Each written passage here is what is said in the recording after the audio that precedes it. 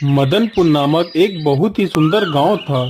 वहां के लोग बहुत ही खुश रहा करते थे तथा एक दूसरे की मदद किया करते थे। वह सारे हिल मिल कर रहते थे।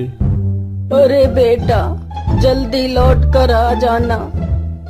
हाँ हाँ पिताजी, शहर का जैसे ही काम खत्म हो जाएगा मैं आ जाऊंगा। अब चलता हूँ पिताजी। एक दिन की बात है, एक जादूगरनी उस गांव से गुजर रही थी।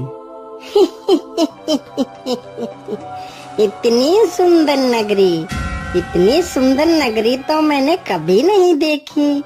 क्यों ना मैं इस नगरी को अपने वश में कर लूं और यहाँ पर अपना महल बनाऊं और यहाँ के लोगों को अपना गुलाम बना लेती हूँ।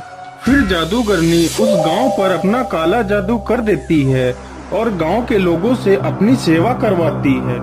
अरे ओ बुड्ढे, तू आज मेरे लिए आम के मीठे मीठे फल ले आ।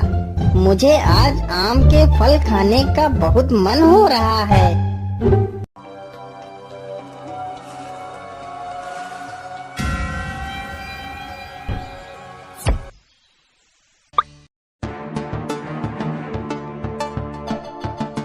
अरे पिताजी, देखो मैं आ गया। आप इधर कहाँ जा रहे हो? आप कुछ बोल क्यों नहीं रहे हो? आपको क्या हुआ पिताजी? अरे ये क्या, पिताजी कुछ बोल क्यों नहीं रहे हैं? आखिर यहाँ क्या चल रहा है? मुझे इसका पता लगाना होगा। लेकिन पिताजी इस ओर कहाँ जा रहे हैं? चलो देखता हूँ।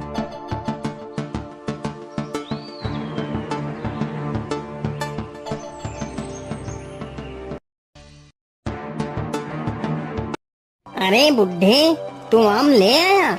चल रख दे इधर और दूसरा काम कर जाके। अरे यहाँ क्या चल रहा है?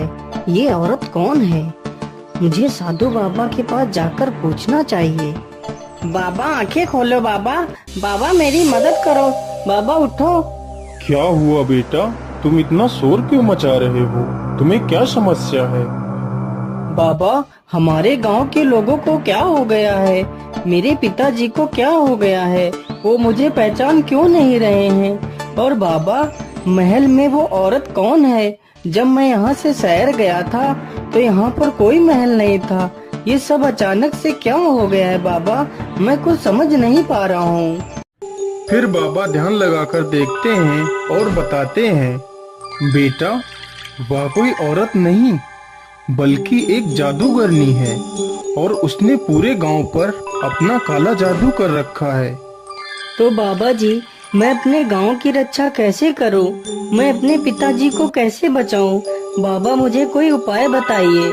बेटा, उस जादूगरनी के जादू से गांव को मुक्त कराने का एक ही उपाय है। यहाँ से 100 मील दूर एक कुंभा नामक गुफा है। उस गुफा में तुम्हें मेरे गुरुजी मिलेंगे। वह तुम्हें इसका उपाय अवश्य बताएंगे। जाओ बेटा। फिर मोहन गुफा की तरफ चल देता है।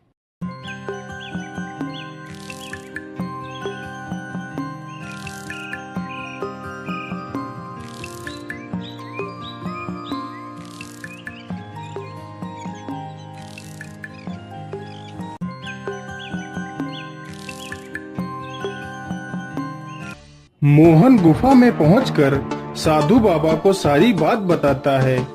बेटा ध्यान से सुनो, यहाँ से कुछ ही दूर पर एक जादुई पेड़ है।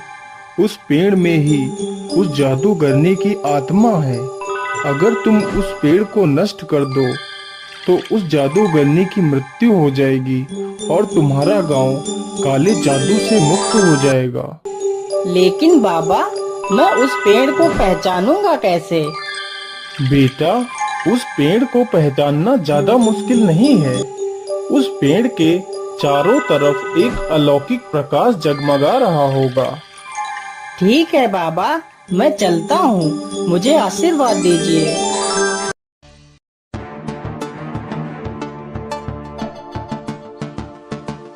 मुझे लगता है कि वह जादुई पेड़ यही है जो बाबा ने बताया था। चलो जल्दी से मैं इसे काट देता हूँ। तभी जादूगरनी वहाँ पर आ जाती है। अरे मूर्ख, तू ये क्या कर रहा है? तू इस पेड़ को क्यों काट रहा है? तू इस पेड़ को मत काट, नहीं तो मैं तुझे मार डालूंगी। लेकिन मोहन उसकी एक नहीं सुनता है और पेड़ को काट देता है। पेड़ के नष्ट होते ही जादूगरनी का काला जादू समाप्त हो जाता है और जादूगरनी मर जाती है।